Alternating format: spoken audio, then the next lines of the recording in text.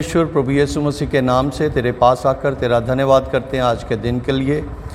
प्रभु, हम तेरे वचन को सीखना चाहते हैं अपने पवित्र आत्मा के द्वारा। प्रभु तू हमारी अगुवाई कर, यीशु के नाम से मांगते हैं, आमीन। सुबह की बरकत प्रोग्राम यानी यीशु की बरकत प्रोग्राम में एक बार फिर से आप सबका स्वागत है।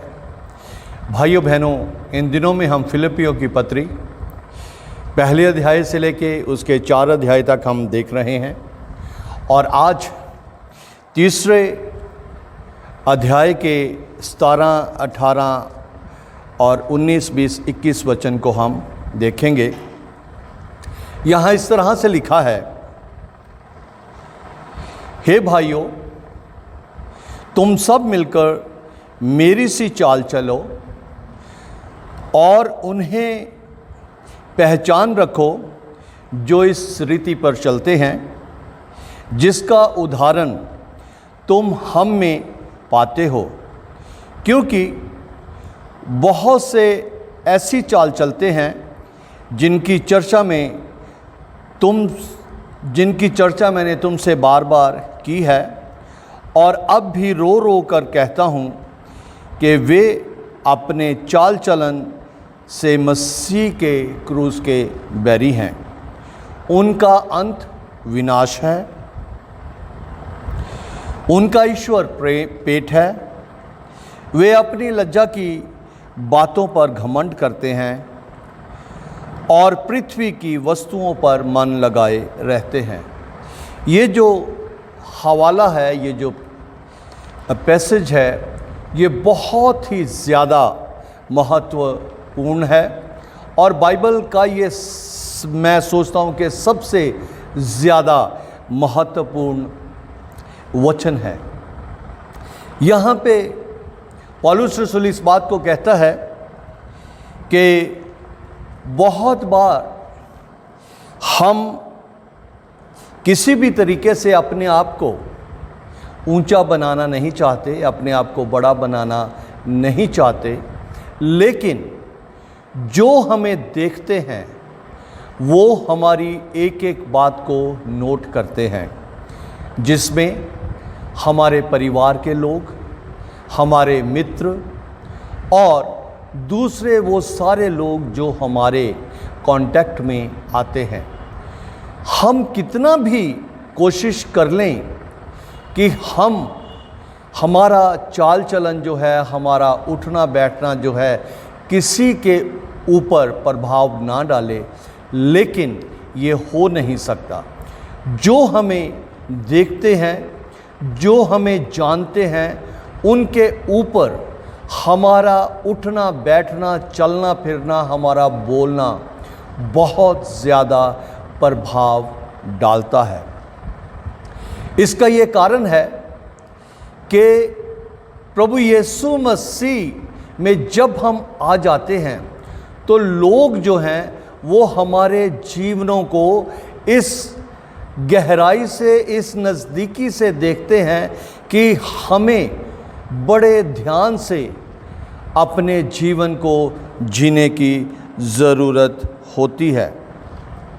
जब हम इन सारी बातों को देखते हैं तो यहाँ पे इन बातों को हम समझते हैं कि यदि हम भला करते हैं, यदि हम भलाई करते हैं, तो वो भलाई का प्रभाव जो है दूसरे लोगों पर डालता है।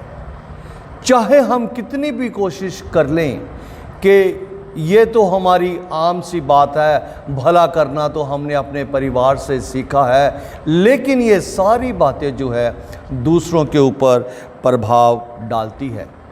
यदि हम बुराई करते हैं और बुराई करने वालों से प्रेम करते हैं, तो ये सारी बातें जो हैं, जो हमें जानते हैं, जो हमें पहचानते हैं, जो हमारी सराउंडिंग में है, वो सब लोग इसको ध्यान से देखते हैं और वे सारे इस बात से प्रभावित होते हैं। यहाँ ध्यान देने वाली बात यह है कि जैसा जीवन मैं व्यतीत करूँगा, जैसा जीवन आप लोग व्यतीत करते हैं, जैसा जीवन आप प्रभु यीशु मसीह में आने के बाद व्यतीत करते हैं, वैसा ही हम उन लोगों के लिए उदाहरण बनते हैं जो मसीह को नहीं जानते। लोग इस बात को देखते हैं और इसी बात के लिए मैं महसूस करता हूं कि पौलुस रसूल यहाँ अपनी गवाही देता है।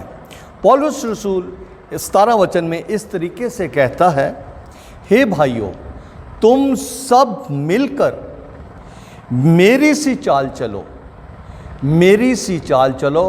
पौलुस रसूल को अपने चाल चलन में इतना ज़्यादा घमंड था, या घमंड के जगह पे आप कोई भी ऐसा शब्द इस्तेमाल कर लें, यानी कि पौलुस रसूल जो है वो अपने चाल चलन से बहुत ही ज़्यादा प्रसन्न था। और वो जब पिछले दिनों में मैंने बताया कि जब वो आनंदित रहने के लिए कह रहा है, उस समय वो बंदीगृह में था। पौलुस रसूल इस बात को कहता है कि मेरी सी चाल चलो और उन्हें पहचान रखो जो इस रीति पर चलते हैं, जो इस रीति पर चलते हैं जिसका उदाहरण तुम हम में पाते हो। कितनी बड़ी बात पौलुस रसूल यहाँ पे मुझे और आपको सिखा रहा है। पौलुस रसूल ने इस बाइबल में इतना ज़्यादा लिखा है, उसका कारण यही है कि वो बहुत ही ज़्यादा नज़दीकी से प्रभु यीशु मसीह से प्रेम करता था। और उस वैसा ही जब वो यीशु मसीह को नहीं जानता था, वो यीशु मसीह का विरोध करता था। अब उसका चाल चलन जो है, अब उसका जीवन जो है, एक ऐसी उदाहरण बन चुका है कि वो खुद अपने मुंह से इस बात को कहता है जिसका उदाहरण तुम हम में पाते हो, जिसका उदाहरण तुम हम में पाते हो।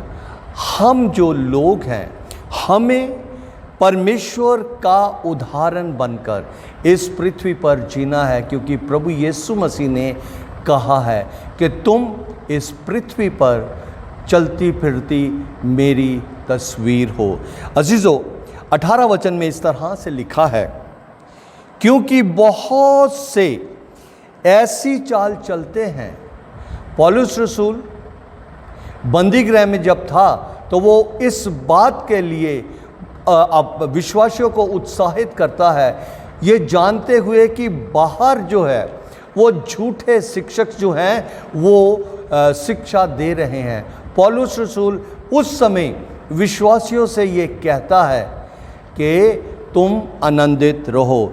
यहाँ 18 वचन में, क्योंकि बहुत से ऐसी चाल चलते हैं जिनकी चर्चा मैंने तुमसे बार बार की है।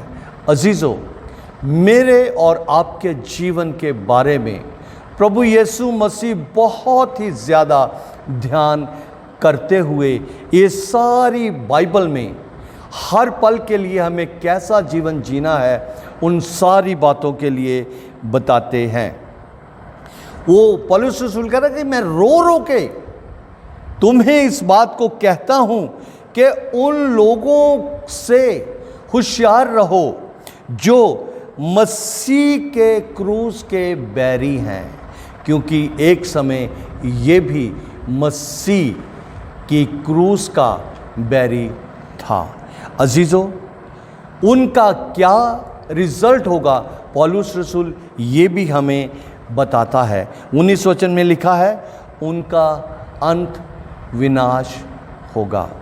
हमारा अंत विनाश नहीं होगा, हमारा अंत जो है वो हमेशा हमेशा का जीवन होगा, क्योंकि हमने अपने आप को पूरी तरह से प्रभु यीशु मसीह के हाथों में सौंप दिया है और हम प्रभु यीशु मसीह के वचन के अनुसार दिन प्रतिदिन चलना सीख रहे हैं।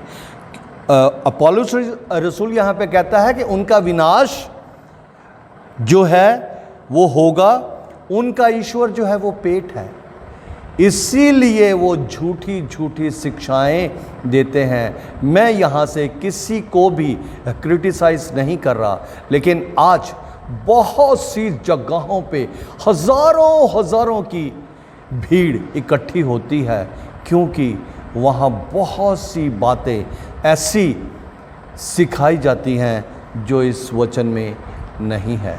पौलुस रसूल हमें सचेत कर रहा है, उनका परमेश्वर, किनका परमेश्वर? जो क्रूस के बैरी हैं, उनका परमेश्वर जो है, उनका ईश्वर जो है वे पेट है। उनको सिर्फ इस बात की परवाह है कि उनकी रोजी रोटी जो है वो चलती रहनी चाहिए। वो किसी भी बात पे, किसी भी तरीके से, किसी भी लम्हे पर समझौता करने के लिए तैयार हो जाते हैं। यहाँ पे पौलुस रसूल कहता है कि वो अपनी लज्जा की बातों पर घमंड करते हैं, लेकिन जो प्रभु यीशु मसीह के लोग हैं, अगर उनसे कुछ गलती हो भी जाती है तो उनको अपने जीवन पे काफ़ी ज़्यादा अफसोस होता है और वे इसी वक्त पश्चाताप करते हैं और प्रभु यीशु मसीह के साथ फिर से एक नया जीवन वो जीना शुरू करते हैं। 20 वचन में लिखा है, हमारा स्वदेश स्वर्ग पर है, हमारा स्वदेश स्वर्ग पर है और हम एक उद्धारकर्ता प्रभु यीशु मसीह के वहाँ से आने की बाट जोह रहे हैं। अजीज़ों, जब हम इन सारी बातों को देखते हैं, पहला कुरिन्थियों उसका 4 अध्याय और उसके 16 वचन को हम देखें कि वहाँ पौलुस रसूल मुझे और आपको क्या सिखाता है। पहला कुरिन्थियों उसका 4 अध्याय और उसका 16 वचन। प्रभु का दास यहाँ पे इस तरह से कहता है, इसलिए मैं तुमसे बेनती करता हूँ, इसलिए मैं तुमसे बेनती करता हूँ कि मेरी सी चाल चलो। मैं तुमसे बेनती करता हूँ कि मेरी सी चाल चलो। हमें प्रभु यीशु मसीह ने अपने वचन में सिखाया है कि हमारी चाल जो है वो ऐसी होनी चाहिए जैसे प्रभु यीशु मसीह की चाल थी।